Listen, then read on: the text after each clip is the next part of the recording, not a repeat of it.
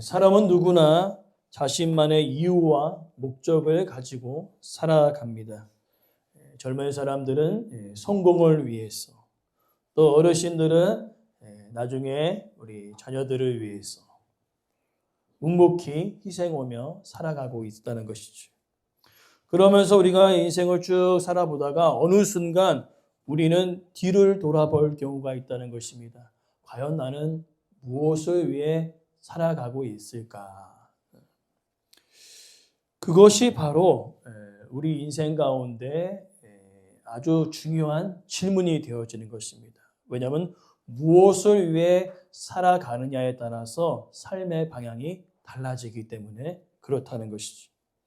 오늘 본문의 내용은 이제 바울이 언제 죽을지 모르는 그 상황 속에 마지막으로 에베소에서 함께 목회했던 동역자들에게 마지막으로 부탁의 말을 이야기하면서 과연 우리가 그리스도인으로서 무엇을 위해 살아가야 하는지 그것을 그들에게 알림을 통하여서 우리가 그리스도인이라면, 우리가 예수님을 따라가는 사람이라면 우리는 이렇게 살아가는 것이 마땅하다라고 이야기함을 통하여서 그 당시뿐만 아니라 오늘 그리스도인으로 살아가는 우리들에게도 동일하게 적용되어지는 것이죠. 우리는 무엇을 위해 살아가고 있을까? 오늘 본문의 말씀을 통하여서 우리가 그것을 확고히 잡고 방향을 잘 설정해서 우리의 생의 마지막까지 잘 달려가기를 간절히 소망합니다. 오늘 본문의 말씀 보니까요, 세 가지로 바울이 고백합니다. 첫 번째로는요, 하나님을 섬기기 위해 나는 살아간다라고 고백합니다. 오늘 본문에 우리 읽지 않았지만 19절 말씀 보니까요, 모든 겸손과 눈물로 주를 섬겼다라고 기록되어 있습니다. 그러니까 바울의 삶의 중심에는요, 돈과 명예가 아닌 반대로 그 삶의 중심에 언제나 하나님이 계셨다는 것입니다. 그래서 인생의 방향이 확실하게 정해져 있는 것입니다. 돈과 명예가 아닌 하나님으로 목표가 설정되어져 있었다는 것이죠. 그래서 오늘 본문의 내용대로 섬기다라고 고백되어 있습니다. 이 섬기다라는 고백은요, 따라합시다. 자신의 뜻을 내려놓고 주인의 뜻을 따르다. 내 생각과 내 뜻을 내려놓고요, 주님의 뜻을 따라간다는 것입니다. 그러니까 그게 삶의 목적이 되어지는 것이죠. 그러나 세상에 많은 사람들은 어떻습니까? 자신의 생각과 자신의 뜻대로 삶의 목적을 딱 두고 그 방향으로 달려가는 경우들이 있다는 것입니다. 그러나 안타깝게도 교회 안에서도 그와 같은 사람들이 있다는 것입니다. 교회 안에서도 내가 인생의 목적을 하나님께로 둔다고 이야기하지만 실제 삶에서 그 사람들의 모습을 보면은 하나님이 아닌 돈이었고 명예를 따라가는 삶의 모습을 보게 되었다는 것이죠. 그러나 바울은요, 누가 보더라도 방향이 확실하다는 것을 느꼈다는 겁니다. 바울은 삶의 목적이 분명하다. 하나님의 뜻을 위해 살아간다.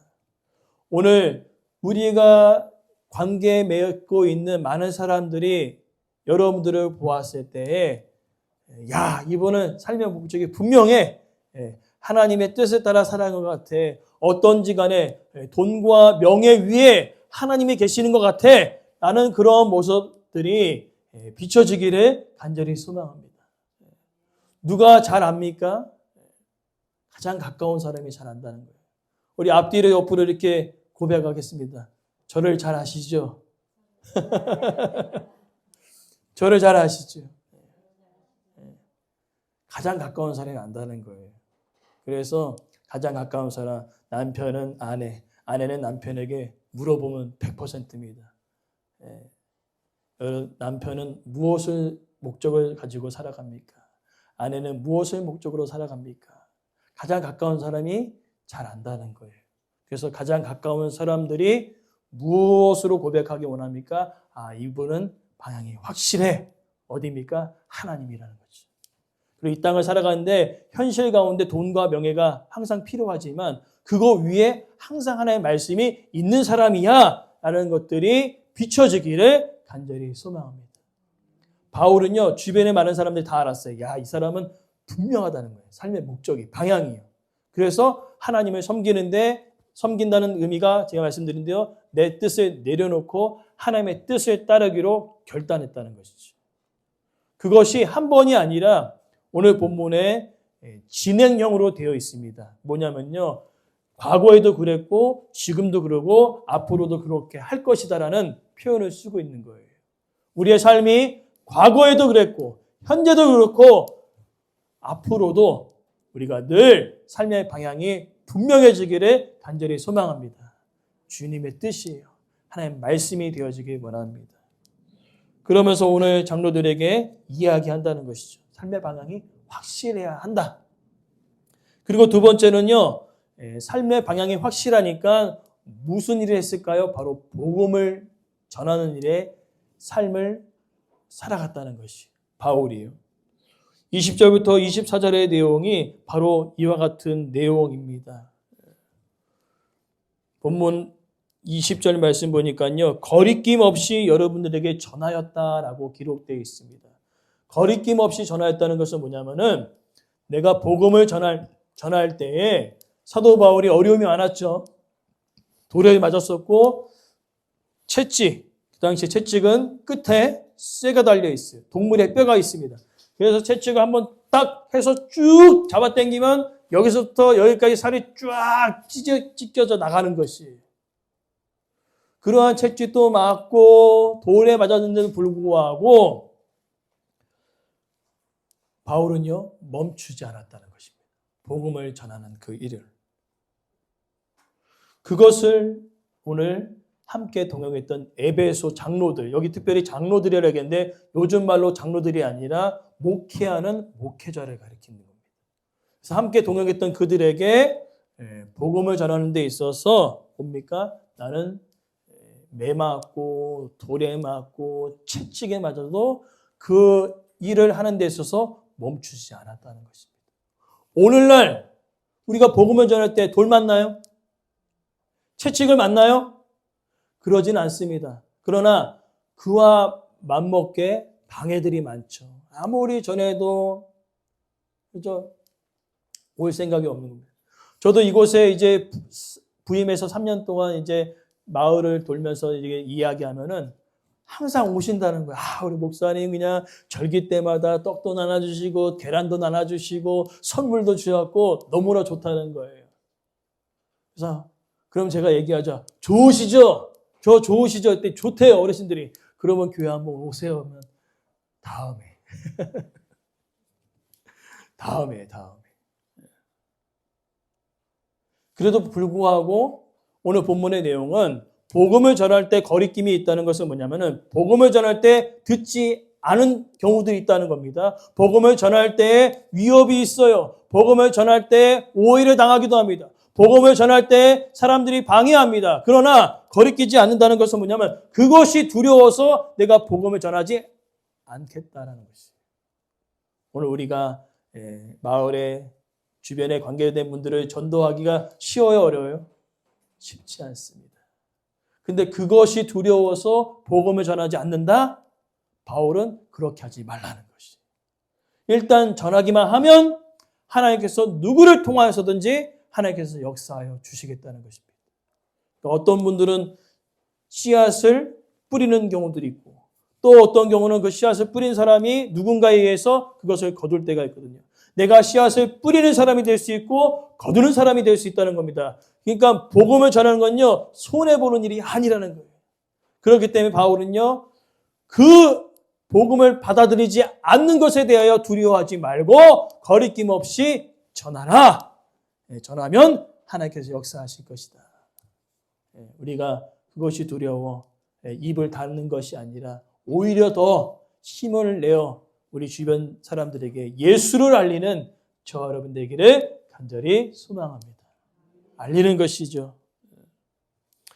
그러면서 이제 복음을 쭉 전하는데 문제는 22절부터 24절의 내용인데 과연 여기까지 우리가 할 수 있을까? 이제 예루살렘으로 가는 그 여정은요, 죽으러 가는 여정입니다. 죽으러 가는 여정. 자, 저도 그렇고 오늘 본문을 보면서 야, 이건 쉽지 않을 것 같아요. 우리가 이제 모두 다, 저를 비롯해서 모두가 예루살렘으로 가면은 죽는 거예요. 저랑 같이 죽으러 갈 사람 손 들어보세요. 저도 내려야 될 것 같아요. 쉽지 않아요. 근데 오늘 누가 말씀하셨습니까? 23절에 성령님이 얘기하셨다면 반드시 환란이 있고 박해가 있는 것이죠. 죽을 수 있는 상황입니다. 누가 말씀하셨어요? 성령님이. 보통 일이 아닙니다. 생명을 걸어야 되니까요. 저도 가감히 손을 들지 못할 것 같아요. 생명 앞에. 근데 오늘 본문 24절 말씀 뭐라고 합니까? 내가 달려갈게. 즉 생명을 내놓아야 할 그 상황이더라도 그것이 하나님의 뜻이라면 내가 가겠다는 거예요. 야, 정말 이 바울이 하나님께서 왜 그렇게 기뻐하셨는지 알 수 있을 것 같아요. 하나님의 뜻이라면 내가 혹여나 순교할지라도 내가 가겠다는 겁니다. 그러니까 오늘 본문 나의 생명조차 조금도 귀한 것으로 여기지 않겠다. 생명을 귀하게 여기는 그죠? 생명을 그냥 하찮게 여긴다는 그 의미가 아니라 혹여나 내가 생명을 잃을지라도 그곳이 하나님의 뜻이 있는 곳이라면 내가 달려가겠다는 것이. 오늘 우리의 삶 가운데 방향이 아까 제가 확실하다면 우리가 뭐 해야 합니까? 기쁨으로 가자는 것이죠. 때로는 굴곡이 있습니다. 올라갔다 내려갔다 올라갔다 내려갔다. 그럼에도 불구하고 우리가 방향을 정했다면은 주님께서 우리의 삶 가운데 보호하시고 인도하여 주실 것을 확신하십니까? 그렇다면 우리가 가자는 거죠. 오늘 그 이야기를 바로 장로들에게 이야기하는 것입니다. 근데 중요한 것은요, 주님께서 우리의 삶을 보호하시고 인도하시는데 스데반은 순교했어요. 바울은 이후에 다시 하나님께서 붙드셔서 로마로 가서 복음을 전하시기 때문에 바울의 목숨이 아직 살아 있었게 되었는데 중요한 것은 뭐냐면 그것이 하나님의 주권 안에 있다는 겁니다. 내가 비록 복음을 전하는 데 있어서요, 스데반처럼 순교할 수도 있어요. 또 때로는 하나님께서 바울을 보호하여 주셔서 로마까지 복음을 전하게 하시는 그 보호하심과 인도하심도 있습니다. 모두 다 순교도 그렇고요. 또한 하나님께서 피할 길을 내셔서 복음을 전하는 그 모든 순간도 하나님께서 인도하고 계심을 믿으십니까? 쉽지 않죠. 그러나 때로는 순교하더라도 때로는 목숨을 보호함받고 복음을 전하는 그 모든 일도 그 주권이 하나님께 있음을 믿으시기 바랍니다. 그러니까 순교도 복음을 전하는 그 모든 것도 다 하나님의 인도하심 가운데 있는 것입니다. 그러나 많은 사람들은요, 복음을 전하다 어려움이 있고 복음을 전하다 안 되고 복음을 전하다 목숨을 잃을 경우에는 이렇게 얘기한다는 거죠. 하나님이 안 계신가 보다. 하나님이 안 보호하셨나 보다 라고 생각할 때도 있다는 거예요. 그러나 중요한 것은 어려움에 처해도 순교를 하여도 그 모든 것이 하나님의 인도하심 가운데 있다는 것을 저와 여러분이 확신하시기를 간절히 소망합니다. 그리고 나서 이제 그 환난과 핍박이 와더라도 내가 복음을 전하겠다는 것이죠. 그리고 마지막으로 살펴볼 것은 25절부터 27절에 책임감 있게 살아가야 된다는 겁니다. 무책임한 것이 아니라 책임을 져야 된다는 것이. 오늘 본문에 25절부터 27절의 내용을 보니까요, 내가 하나님의 뜻을 여러분들에게 다 전달했다는 뜻입니다. 무엇입니까? 어떠한 순간에도 나는 멈추지 않고 복음을 전했다는 것이. 그리고 하나님께서 나에게 맡기신 그 복음의 할당량을 내 인생 가운데 최선을 다하여 전했다는 것이. 이 고백이 정말로 쉽지 않겠으나 오늘 이러한 고백들이 저와 여러분 가운데 있었으면 좋겠습니다. 담대하게 하나님 앞에 하나님 저 최선을 다했어요. 저 성실했습니다. 복음을 전하기에 정말로 애썼습니다. 라고 정말로 담대히 고백할 수 있는 저와 여러분의 삶에 고백되어지기를 간절히 소망합니다. 바울이 그랬어요. 하나님 저 최선은 다했죠. 성실했죠. 하나님께서 마찬가지입니다. 마지막 때에 얼마 남겼냐. 우리 달란트 비유에서 얼마 남겼냐. 하나님께서 이야기하지 않았어요. 뭘 이야기하십니까? 착하고 충성된 종아. 우리에게 맡겨진 달란트가 다 다를 것입니다. 어떤 사람은 하나, 어떤 사람 2개, 어떤 사람은 5개. 그러나 1개, 2개, 5개. 중요한 것이 뭐예요? 많이 남기는 게 중요한 것입니까? 아닙니다. 비록 한 가지라도 내가 그 한 가지를 놓고 최선을 다하여 달려갔다면 하나님께서 저와 여러분 가운데 마지막 때 칭찬하실 거예요. 잘했다. 충성된 종. 중요한 것은 무엇이에요? 성실하게 하였는가? 신실했는가? 최선을 다했는가? 누가 알고 계시죠? 하나님이 알고 계십니다. 오늘의 삶 속에 나에게 맡겨주신 그 복음의 할당량을 전하는 데 있어서 최선을 다하시고 성실히 감당할 수 있는 저와 여러분의 삶의 마지막 고백되어지기를 간절히 소망합니다. 바울이 이렇게 딱 고백했거든요. 그러면서 우리는요, 하나님과 우리의 삶 가운데 무책임하게 살아가는 것이 아니라 무언가를 맡았다면 책임감 있게 성실하게 그 일들을 감당해 내실 수 있기를 간절히 소망합니다. 이제 말씀을 우리가 마무리하면서 무엇을 위해 살아야 하는가? 오늘 바울의 이 에베소 장로들에게 고백했던 것들 통하여서 우리는 확연하게 드러납니다. 이제 우리는 어떻게 합니까? 중심이 흔들리지 않은 상황 가운데 방향이 확실해졌습니다.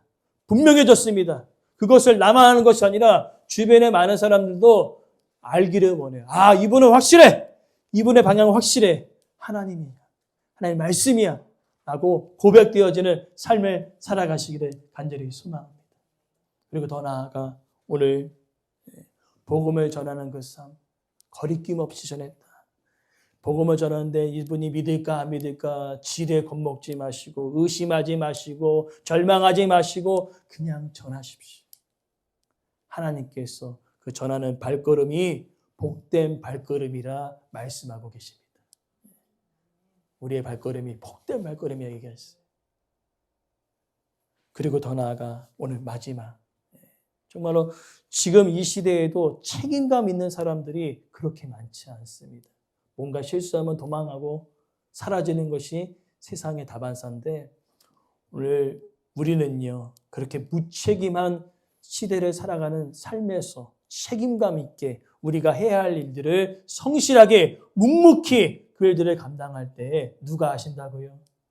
혹여나 사람이 몰라줄 수도 있습니다. 하나님이 알고 계세요. 그러기에 오늘 우리가 방향이 확실해졌다면 그 길을 향하여 묵묵히 걸어가시고 성실히 감당할 때 누가 하십니까? 하나님께서 하시고 마지막 때에 저와 여러분 모두에게 이렇게 말씀하실 것입니다. 착하고 충성된 종아, 수고했다, 고생했다.